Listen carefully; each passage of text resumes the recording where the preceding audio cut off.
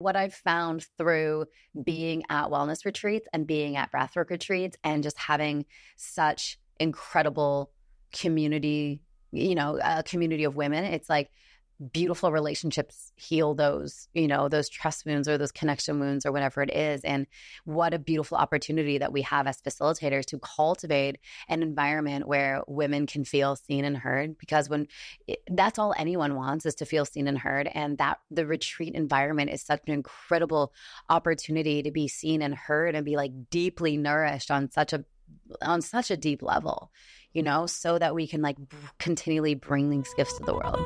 Can't be contained.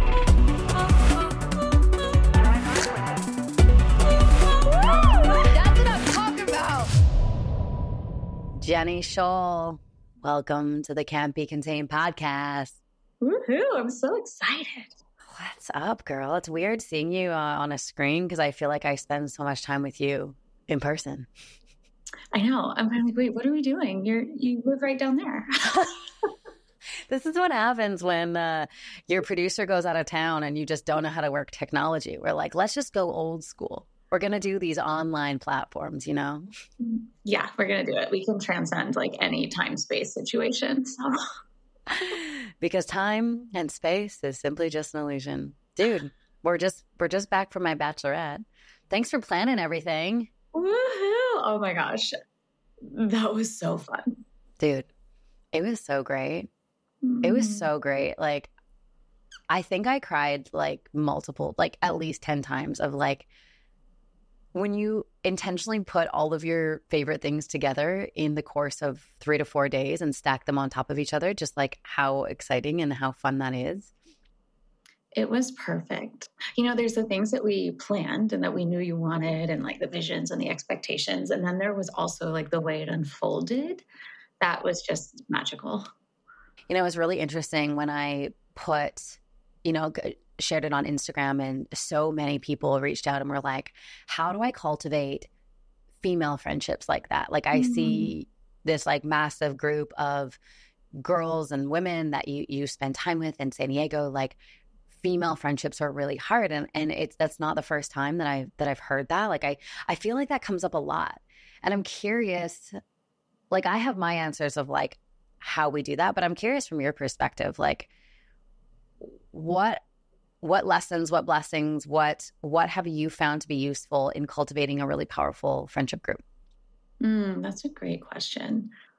I think our friendship group here in San Diego is so beautiful. And I don't want to say it's rare because I think it could be cultivated anywhere. But what became really powerful, I think, for us is the like vulnerability and getting beneath the day-to-day of like, how are you doing? How's your job? How's this? But like the moments of presence, and I've been really big on presence lately, of just like, how are you really right now? Like what's really going on in your life? And like finding all of these areas of connections of like, oh, right. We all go through stressful moments in our workplace. Like we all go through things about our living situation that maybe we don't love. We all have really high highs. Sometimes we have low lows. And like, can we find those moments of connection where we can be in presence and listen?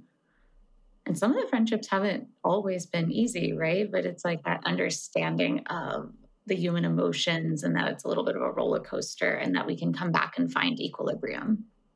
I think one of the greatest things that we can cultivate in order to have the depth and the sisterhood that we all deeply crave is the ability to have courageous conversations. Mm-hmm. I feel like so often women specifically avoid courageous conversations because of rejection or loss of connection, right? When connection is at stake or love is at stake, having a courageous conversation can feel terrifying. But when you find people who have the ability to have courageous conversations and can sit, like Jen and I, one of the women who were on The Bachelorette, we were talking about like, what is the quality that people embody in order to be able to have a courageous conversation? Mm-hmm. And we came to the realization that it's the capacity to sit with discomfort and to sit with your own emotionality. And for people who don't practice that in like a self-to-self way of like you sitting with your own emotionality, you sitting with your own pain and discomfort, then the capacity to be able to sit in that discomfort in the presence of someone else communicating that what they did crossed a boundary or triggered you or hurt you, then the art of having courageous conversations is basically it's impossible. But when I have a capacity to sit with my emotionality, and I know you have a capacity to sit with your emotionality, then when we come together, we're both able to sit in the discomfort and have a conversation that can really bring us into deeper connection. Yeah, that is so true. And I feel so fortunate to be surrounded by people who have that capacity and also the capacity to look at themselves and to own things and communicate things, which I think is super important to be able to say, like, this is the way I feel, or like that I'm impacted. And this is also like what I can do about it. And to be able to bridge that gap between another. For sure. For sure. We were talking about over the weekend, like safety in relationships. I don't know if you were there for that conversation, but it's like what creates safety in friendship. And for me, one of the biggest things that creates safety in friendship is realizing and really knowing that my friends got themselves. Meaning if your inner child is having a flare up, you got it. It's not my responsibility. You know, it's like if I know that you got you and I got me, then we can like play in the magic of our adults having a relationship, not our inner children having a relationship. But if we just let our inner children or like go crazy, then it feels unsafe. It feels vulnerable. It's like there's such a mix up between what's mine and what's yours and what's ours and all the things. For sure. And friendships become so much more fun when both people can own their own things and have it online. Because then it's like, oh, I don't need to be your parent in this moment, or you don't actually need me to fix anything. I just get to walk this path alongside you. Yeah. Yeah. It was so funny. We were, one of my friends, Jenna, was in my kitchen. I told you the story on the beach the other day, but she was like sharing like something about like a decision she wants to make in her career path. And I just remember feeling so triggered. I'm like, Jenna, I'm so triggered that you said that. And she's like, oh yeah, what's there? I'm like, because that is exactly what I want. And I haven't admitted it to myself yet. Versus like, if that awareness is not there, it's like having the trigger and then just being like resentful or having withholds of like, or jealousy can even come up in that space of like, oh, she's doing that, but I want to do that, but I'm not admitting to myself that I want to do that. And I'm not giving myself permission to do that. So I'm going to project my discomfort on this and whatever it is. And, you know, the more real that we can be in relationships, the more open that we can be, the more self-aware we can be, the deeper these relationships go. And I know people listening are like, okay, that's great, Sam, but like, where do I find these people? Well, Jenny mentioned it. It's like, community doesn't just happen. Community is built. And, you know, we've spent a decade almost with this group of women, right? Being there for each other and not just for the milestones and the celebrations, but being there for each other in like the hardest of hard times and just realizing that I'm going to continually point you back to your truth, even when you can't see it. And I really believe that friendship is a spiritual practice. And what we get out of it, we put into it. And so it's really deciding in advance, like I am going to insert myself into either a pre-existing community where personal development is there's a foundation of personal development, or create that. You know, I see a lot of my breathwork facilitators creating their own communities in, you know, Kansas or wherever they are. And the common thing that they're communing around is breath work. Well, anyone can, like, you can create that. You can create a community where the reason why you are brought together is because of personal development and spiritual development. Yeah, I think that's so beautiful. And I feel like one step people could take, even if they're entering a community like that, I think you said it beautifully with your story with Jenna in the kitchen, is if you can catch your own projections, then you can see people in their humanity. And like you can see them for who they are. instead of what you're projecting upon them. Yeah. And that in itself helps create like beautiful relationships from like a human to human level, or even like a soul to soul level, without putting all your own stuff onto them. You Yeah. can hack your own projections and be like, oh, what's here for me? Instead of attaching it to this other person. Yeah. I think it allows for like really beautiful flows of relationship. Absolutely. Absolutely. It's so powerful. And you're not going to find these friends at nightclubs or around drinking. Like, it's like in our friendship group, like we barely drink. I think I had like 3 drinks the whole bachelorette. And not to say like, I'm not like, don't get me wrong. Nothing against like having some drinks. It's just like when you are trying to find community around drinking, you're not going to find the type of relationships that I know that this community wants. So it's like really going out of and it doesn't mean you need to ditch all your friends that do drink, but it's like create other community around things that are healthy. I think like if you're listening to the Can't Be Contained podcast, you are on some sort of spiritual, personal development journey of some kind, right?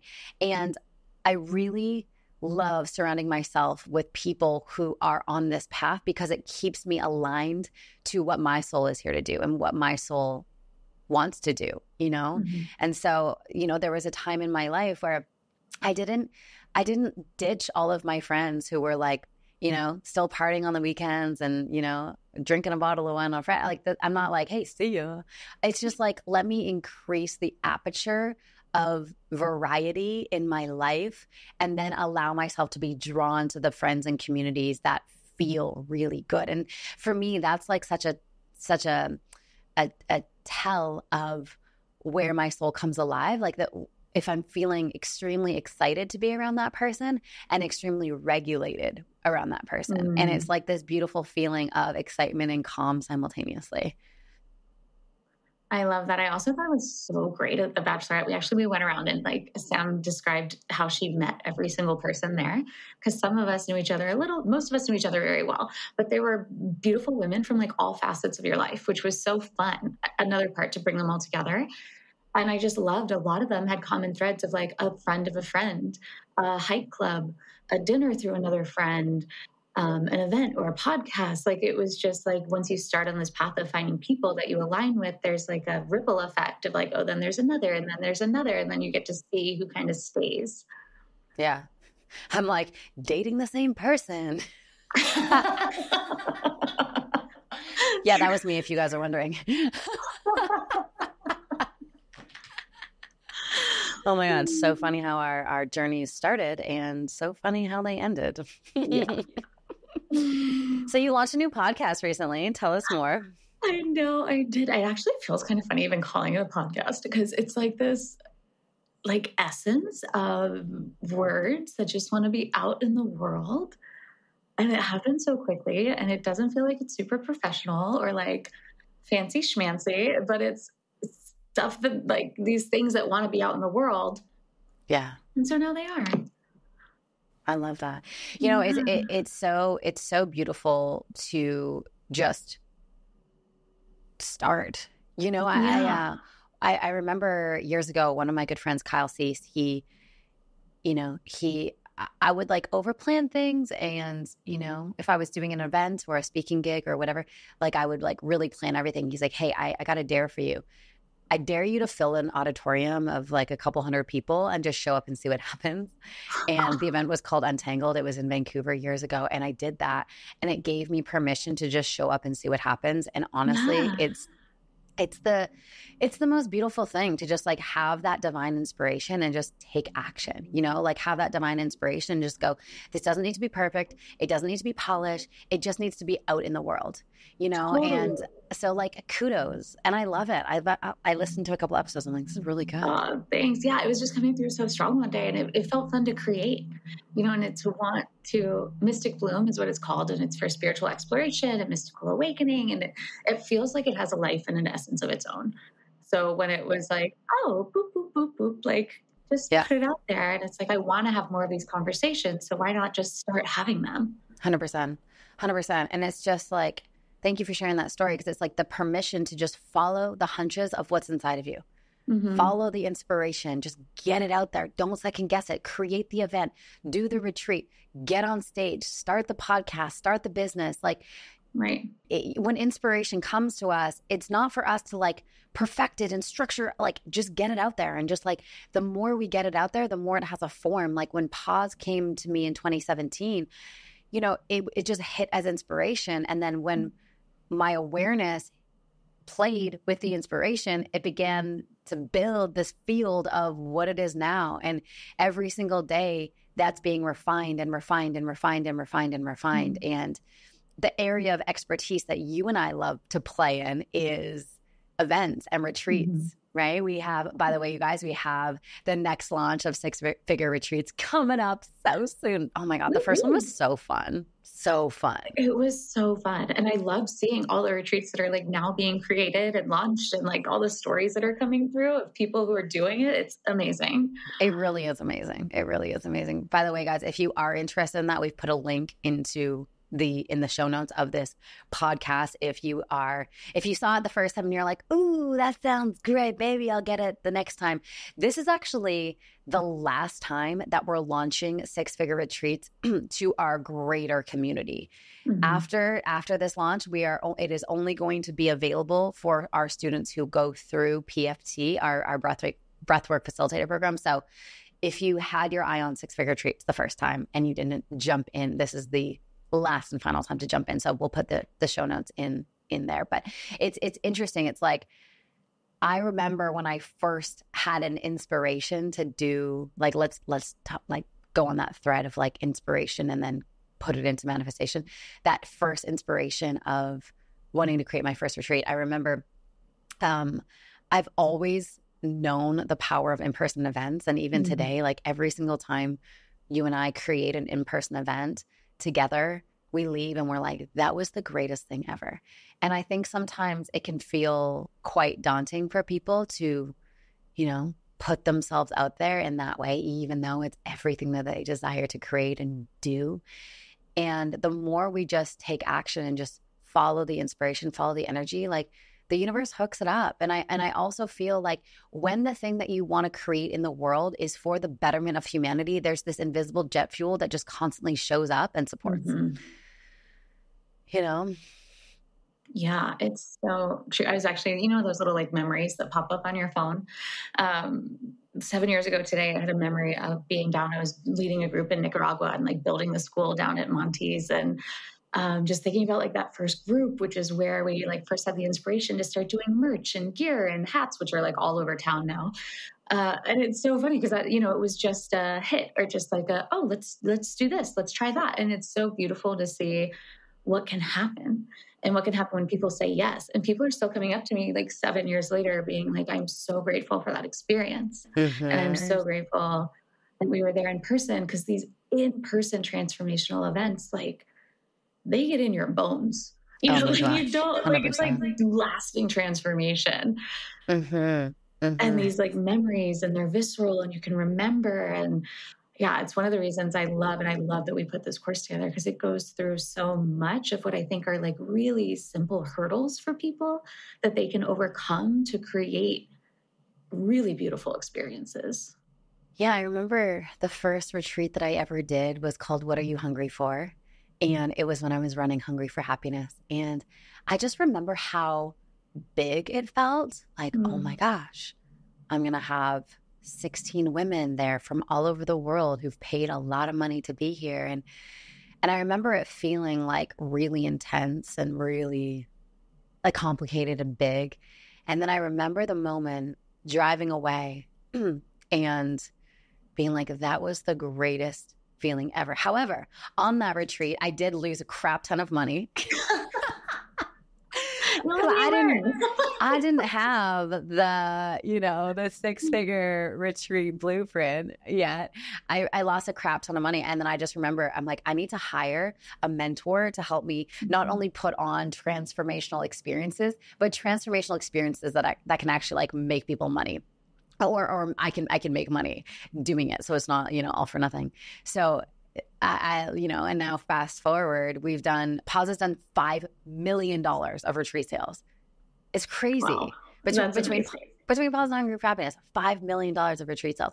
So for people who are listening and you're like, man, I don't want to do the online thing. I don't want to, you know, I want my essence. I want my transformation to come through in-person events. Like, here's your gigantic permission slip to say, this is 100% possible. I've done it. Jenny's done it. We've had a ton of students who've done it and are continuing to do it from the first, you know, round that we launched this course. So if you feel inspired, definitely follow that inspiration and follow that alignment. And I think what's cool about our 6-figure retreat blueprint is it doesn't matter what niche or what vertical or what what area you're in. You can, like, the templates are relatable. If you want to do like a corporate retreat or a men's retreat, or I mean, it was funny the other day. You're like, hey, I use some of our like templates to plan your bachelorette. I totally did. We had 13 women with like, I had to do a venue and vendors and like, you know, all these things. And I used a lot of the things, whether it was the budget template or even what I also love about the course. And I know it's like, we made it, so of course we love it, but it goes into the energetics and like the vibe check of who you work with and like the attunement of holding group and like how you energetically prepare. And like all of these things also help when you're running 13 women through a bachelorette. There's a lot of energy. 100%. And it was so fun. And it was great to have those tools. Yeah, it is interesting. It's like the underlying current of events is so powerful. Like the intentionality of what is holding this thing and what is carrying this thing. And I've been to plenty of events where, you know, they got the logistics down, but the energy was off, a mess. Yeah.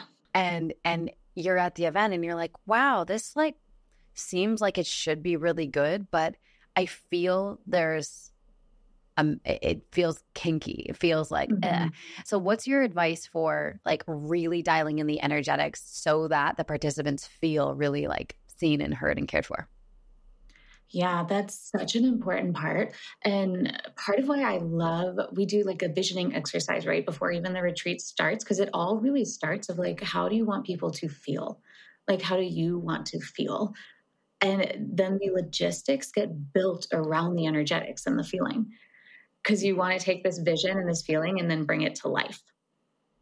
And then when you're in the retreat, like group attunement and just being like really aware and being able to be confident in what you've built, like the structure, so that you can flow.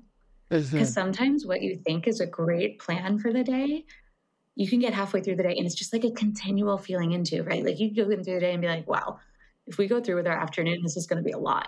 We may overwhelm people. Exactly. And it's that ability to trust yourself and to trust that and go, okay, cool. Let's give a little more spaciousness. Maybe instead of this last session, we do a nature walk and we do some like integration. Right. So that everybody, you can really kind of take stake into like, okay, I've got this beautiful structure. I've got all these tools. And now that we're here, how can I trust myself? And how can I trust the energy? And how can I trust all the women here to know what's needed and allow the field to help as well? 100%. 100%. And I feel so much of it. Yeah. It's like an art and a science. And the art is the energetic flexibility to move and change as the field gives you information. You know, there's been so many times, for those of you who don't know, Jenny is our senior event strategist at Pause. So she runs all of our experiences. She runs all of our events. She's the mastermind of creating those epic world-class experiences that I know a lot of you guys have been at. And if you haven't been at, you definitely should come to one of them because they're just so good.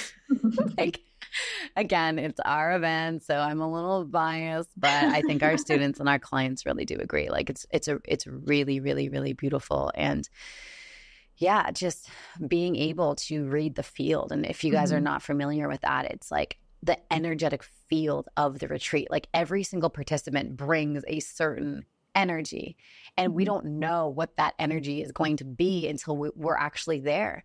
And so a lot of facilitating a really powerful transformational retreat is really being able to feel and read the room, because as much as you want to have an agenda, you want to be a little bit agendaless, because you just don't know what's going to happen. You know, there's been times where we're like, okay, here's the section that we're doing in the afternoon. We're going to go boom, boom, boom, boom, boom. But then someone pops off and has this massive awakening. It's like, we got to follow the energy of what is happening moment by moment, breath by breath, or else it just feels weird. Yeah. And that's where you feel the force or the energy being off. And I mean, this even happened at your bachelorette, right? Like we had a whole afternoon of Sam Camp Olympics planned, which was going to be so fun. We had all these fun games. And then we had this really beautiful, like vision amplifier experience that just popped people wide open. And we were in our hearts, we were in this vulnerability. And what was being called forward was actually more like intimate connection and not disrupting that with games. And we gave her the option, but it was like, oh, that would have been amazing. And can we be with what is being called forward, which was incredible. That afternoon and evening was so precious. Yeah. Yeah. One of the prompts that we went off of was, what are some miracles in your life that make you realize that God is non-negotiable or like undeniable? That's what it was. And so it was just so cool, like 14 women together talking about, these like miracle moments. And you're right, like as fun as the Olympic Games would have been, like that is what that moment called for. And so for those of you listening, one of the things that I'll share from just like a sales and marketing perspective is the way that we sell and market an online course is very different from the way that we sell and market a retreat.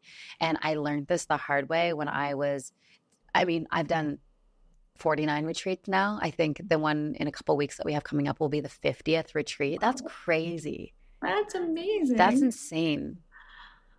And, a lot like I said, like the first one I lost a crap ton of money. And then I had just like a lot of flops because of the sales and marketing process. Like I just didn't have it dialed in. Like there's so many learnings that I had, the way that you sell an online course is one method. The way that you sell a high ticket retreat is a completely different strategy. Well, I was trying to use how to sell an online course with retreats, and it just was flopping every single time. So trial and error. We finally got to a place where we've developed this ridiculously thorough retreat roadmap, which is a 4-month marketing retreat roadmap. And I stand behind it. I'm like, if you follow this word for word or like day by day and you don't sell out your retreat, like I eat my words, but I know you will if you follow this, because it's been done time and time again. So I feel for those of you who've done or like tried a retreat and you're like, oh, I didn't get the signups or I didn't fill it, like don't give up. Don't give up and be super thorough in the planning process. Like if you're planning a retreat, it's like it's kind of like a wedding, right? Wow. In fact, like planning not that I'm planning my wedding, but the wedding planning process is kind of similar to the retreat planning process. Like start 12 months in advance. I'm not saying you need to like the 6-figure retreat blueprint roadmap.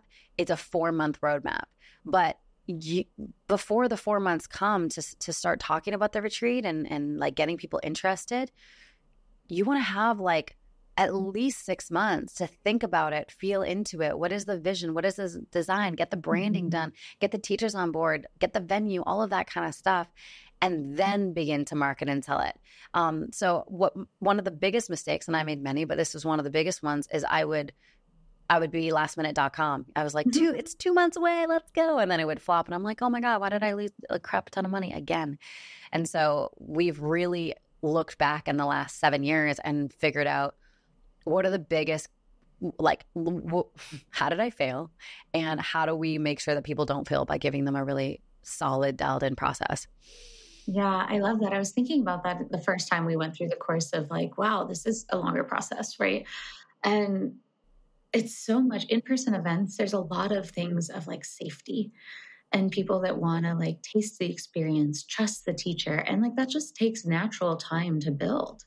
And so it's like it is smart to just work your way out and either have mini events or, through your Instagram following or whatever it is, to give people tastes and give them another little taste and another little taste so that they can fully trust like, oh, okay. Because it's not just sitting behind a computer screen, right? These people are signing up to essentially hand their lives over to you for like 5 days. For sure. And maybe room with someone they don't know, or like put themselves in a position that might be scary for them. Or sometimes, there's like the woman wound. Like I'm going to go be in a group of 12 women that I don't know. Whoa. And so it's like Yeah. these little tastes that you Yeah. get to allow themselves to like really get to know you, get to know your message, get to know the frequency of what the event's going to be because they want it and they need it. It might just take like a little bit of extra time for them to like really land and be like, okay, I'm coming, I'm in. I found retreats have been one of the most powerful experiences for healing the sister wound, you know? Mhm. What's been your experience there?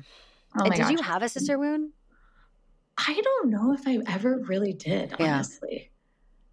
I can't like recall ever feeling like, oh my gosh, but maybe because I'm just like so, I don't want to say healed from it now, but I have such a great group of women surrounding me that I've blocked that part out. But I mean, like in high school and stuff, I remember feeling like I didn't belong, or like I remember driving by a friend's house once and seeing a lot of cars of like, oh, a lot of girls are over there getting ready for a dance and I wasn't invited.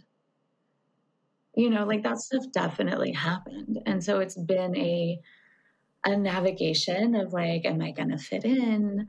Like, are they going to accept me? Am I going to be cool? Am I going to be one of the cool kids? Like, I went through that process. Yeah, now that I'm remembering it for Yeah. sure. Yeah. I remember from grade 6 to 7 over like 3 or 4 months over summer. For some reason, I think maybe just because I grew a lot or whatever, my like weight distribution went from like, I went from like kind of pudgier to like extremely tall and lean. And plus I was dancing all summer and I was in dance camps. Anyway, I get back to school, grade 7, like first day of grade 7. And there was this girl who said, who started a rumor that I went to fat camp over the summer. And I just remember like the trauma of like, first of all, ow, that freaking hurts. And like the whole school was convinced that I went to fat camp. And I just remember like, yeah, it would just hurt so bad. Yeah, but what I've found through being at wellness retreats and being at breathwork retreats and just having such incredible community, you know, a community of women, it's like beautiful relationships heal those, you know, those trust wounds or those connection wounds or whatever it is. And what a beautiful opportunity that we have as facilitators to cultivate an environment where women can feel seen and heard, because that's all anyone wants is to feel seen and heard. And that the retreat environment is such an incredible opportunity to be seen and heard and be like deeply nourished on such a deep level, you know, so that we can like continually bring these gifts to the world. I love it so much. And there's something, you know, we run a lot of retreats that are specifically for women that's so close to my heart because there really is something about the pattern interrupt and going right into a group of other women and not having all of the things that we hold from day to day to day, like whether it's like work or family or children or partners and like all the things that we hold. And being able to just drop down and drop all of that, connect back with our bodies, connect back with our breath, connect back with other women who have these same anxieties, who have these same fears, who have these same even judgments, and go, oh my gosh, okay, like this is part of being human. Like they're just like me too. And to be able to rest in like our feminine and to be able to just like be in that space, it allows us, I feel, to reclaim back part of ourselves. Tell us more about that. I feel like when you're in this space where the responsibility drops, which is one of the reasons I love retreats and I love running them well, it's because you get women there, right, who don't have to think about what they're eating. They don't have to think about what they're sleeping. They like have the clothes in their bag. Like the brain gets to shut down a little bit. And all of these decisions that we have to make from the day to day to day are just gone. And you get to be and you get to follow and you get to connect. And you get to be in your body and your breath and you get to move and you get to have conversations from a space of just pure connection and getting to know maybe people you wouldn't otherwise in an environment and sometimes just like a slowing down, which is really amazing. I had a girlfriend of mine. She came to visit me and on like the second day or so, she was like, okay, I feel like I'm finally slowing down a little bit. She's just, you know, spinning in her day-to-day life. And I kind of laughed and was like, yeah, that's why some retreats are like 5 days because it takes the first few days for people just to de-escalate their nervous system. I actually noticed that like the first 24 hours, because I took all my apps off my phone. I took Slack off my phone, but I could feel for the first, like 24 hours, my brain was like going to, let me check in on work. Let me check in on this. Let me check in. Does that person have what they need? Let me check in on my mastermind. Let me check. And I'm like, wait, no, I've already told everyone that I'm not going to be working. I'm not going to be answering their question. But it's almost like I was explaining it to someone at the Bachelorette that it's like a detox. It's like I need my brain and my nervous system to detox from the stimulation. And then when you come back, I'm like, it's like so hard to get back into it. Yes. And how much like from what we've even seen with all the pause events, there's so many like breakthroughs, businesses being born, creativity. Like when that space is allowed, like what comes through, it's part of why I think they're so transformational, but it's like allowing the space for your own essence to have a voice. For sure. Yeah. And it's so powerful. Absolutely. Absolutely. Yeah. It's absolutely mind-blowingly incredible. You know, it's like, what can happen? What's possible when we give ourselves the space to just open up? And, you know, I was chatting with the Life Mastermind ladies yesterday, and we were talking about, we're doing a series right now on becoming the creatrix, where it's like, how do we like really tap on that creative essence, that power? And I was like, you guys, it really doesn't come from the 3D world. Like when I, like my best ideas, the things that I've been so like Life Mastermind isn't a perfect example of that. It's like, that didn't come from, let me look to see what other masterminds are happening in the world. And like, how can I create something that's like sort of similar? That came from me being at Rancho Valencia, which y'all know is my favorite spell in the whole world. It's like my second home. I'm so obsessed. And me like not having my phone and being in the sauna and just feeling into like, it just exploded into this like vision of what is now the Life Mastermind. And it was just like effortless, you know, and life stands for lucrative, impactful, fun, and easy. It's like, how can we run our lives and our businesses from that angle? And again, it wasn't like, it didn't come from 3D comparison or doing something just slightly better than someone else. It comes from this like otherworldly place. Well, in order for that to drop in as it does, we have got to empty out. We've got to get silent. We have to have the space to really hear, you know, God or universe or whatever word you choose to use speaking to us. So good.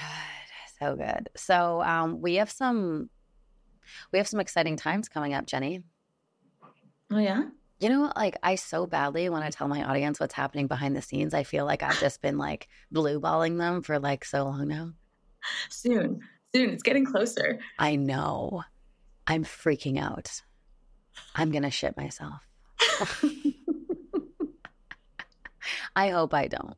That would be embarrassing. Yeah. You won't in a moment. Like, why don't we just throw with a wedding and a this and a that? Why don't we just throw in this secret project that we're working on too? You know? Yeah. I know I was just on the call right before this about, you know, our advanced energetics retreat that's coming up with some of those teachers. And I was just like, so we get to live a full spectrum life this week. Yeah. Like, we get to do it all because when life comes, it's like, and that's what we kind of train for, right? With all like the somatics and all these things. It's like, cool. Like, how can we accept more miracles? For sure. How can we be open for more miracles? Yeah. And when they come, like fully just embrace them and ride the waves, even if they come all at once. Yeah. Yeah. And what's interesting is like the prayer that I've been praying this year is like, help me actualize this mission, the simplest and most direct path in the most simplest and direct way. And then this thing dropped in my lap literally. And I'm like, oh, okay. That was like instant manifestation, you know? And I think the reason why I'm sharing it so much and not actually telling you guys what it is because this is going to revolutionize the breathwork industry, and it's going to be such a game changer for every single breathwork facilitator that is trained with us. It feels so important. Not only, it's like, it's cool for me. I'm like, wow, this is really cool. But like beyond the coolness of what it is, I feel like it's very important at this time for the world, which is so beyond me and so beyond. You get to be this vessel for this mission. Yeah. Because you've opened yourself up for it. And you've allowed yourself for it. And you've dedicated yourself to it. Dude, it's been wild. I'm like, it's like when things hit, you know, when your soul is like, this is the thing, and you just keep following and following and following and following, the universe just like shows up in just such extraordinary ways. And I think that's the power of like following your soul, following what you're here to do, you know? Yeah. And you were like one of the prime people for that because you were so aligned and so dedicated. And you just keep getting more clear and more clear and more clear of like, this is what I'm here for. Thanks, dude. Comes with And some it punches in the connects with face, that though. God energy. And I was like, whoop. Yeah. It's funny. Like, I was thinking about this morning. It's funny that you just reflected that, but I definitely feel the most clear that I've ever felt in my life, in every area of my life. And more than anyone, this year has been the hardest year of my life, And it's helped you work-wise. get the most clear because you've gotten really clear on what works and what doesn't, what feels good and what feels not so good. And sometimes it was through contrast and sometimes it was really hard, but then you made those hard conversations and those hard decisions to shift and make a change. Thank you. And it is interesting of like, it's like my experience this year is like, Eric and I would be going on walks and I'm like, babe, have I been drinking ayahuasca like every single day this year? Because that's kind of what it feels like. It's like, it's just life is just coming at you and you're just having to deal and deal and deal and deal and deal.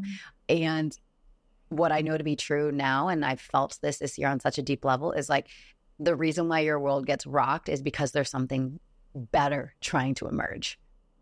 Yeah. For sure. So it's like, when I was at that Darketype retreat, there was one Darketype that they call like a violent destroyer that comes in and just like knocks shit around, right? It's like the rage rooms that they have. And they were like, yes, everyone, but its ultimate purpose is to like pattern interrupt, essentially. It's to break something that is not working so that the pieces can fall and it can be rebuilt. Yeah. Yeah. And it's like, I remember being on the phone with one of my mentors a couple months ago and I was like, Gio, and like, this is intense. He's like, yeah, but can you just celebrate the pain as you're going through it? Because you're eventually going to be grateful for it. Can you hold the duality of celebration and pain simultaneously? Because give it a few months and you'll be so happy you're going through this. And I'm like, he's right. Which is a beautiful lesson. I got mine on a physical level when I got burnt on a motorbike in Bali. But I remember, do you remember this story?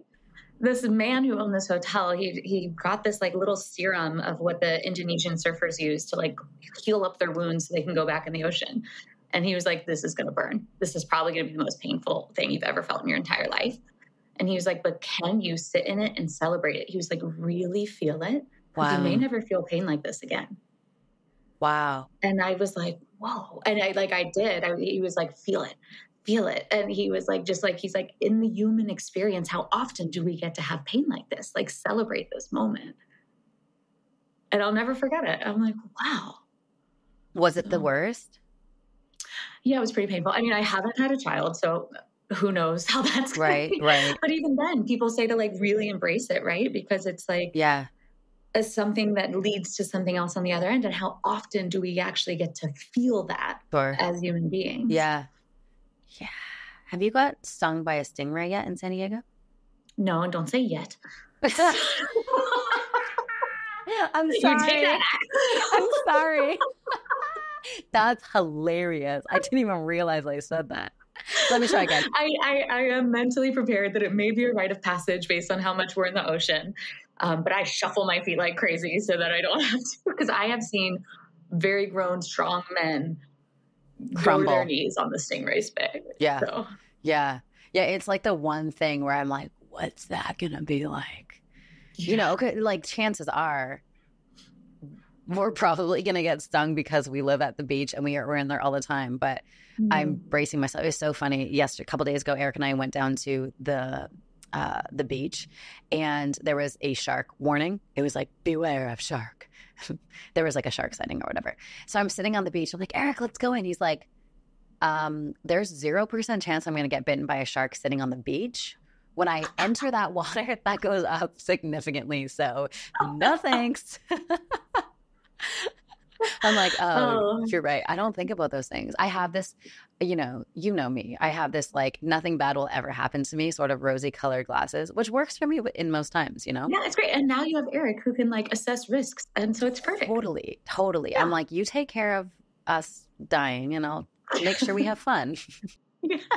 This is a win-win. You stay alive and you have fun. It's a win-win situation.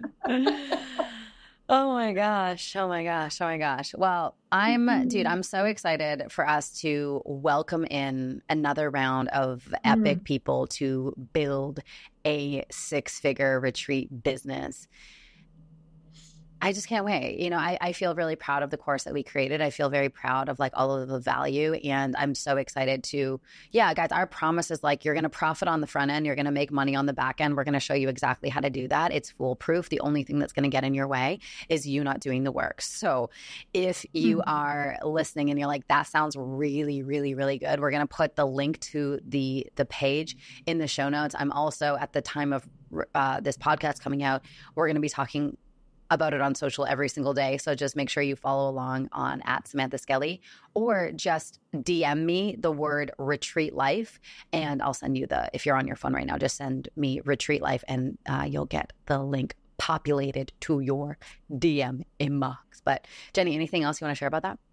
No, I'm just so excited because, along with this one, for sure, we're going to do the weekly calls again. So it's like amazing. Not only the value of like all the templates, all the videos, all the course materials, but the calls too, just to like reaffirm the energy and to solidify. And if there's any, because a lot of these are little mental hurdles, right? Or like our own little beliefs, like we can't do that. Yeah. And going through this with a group at the same time and getting on these calls and going through the material and being like, oh, I can and I will, and I'm being called to create these experiences for others is so powerful. And I love everything we have in there. We've got like how to sell it, how to market it, how to plan it, how to vision it, how to stay energetically aligned during it, how to do your own self-care after it. It's like the full cycle. I'm just excited for more retreats and more events. We teach you how to pre-sell it too. So you can make money before you even have to pay any vendors. So get in there. It's going to be a party. All right, Jenny, thank you so much for coming on to the podcast. Woo-hoo. And guys, go check out Mystic Bloom, Jenny's new podcast. It is dope.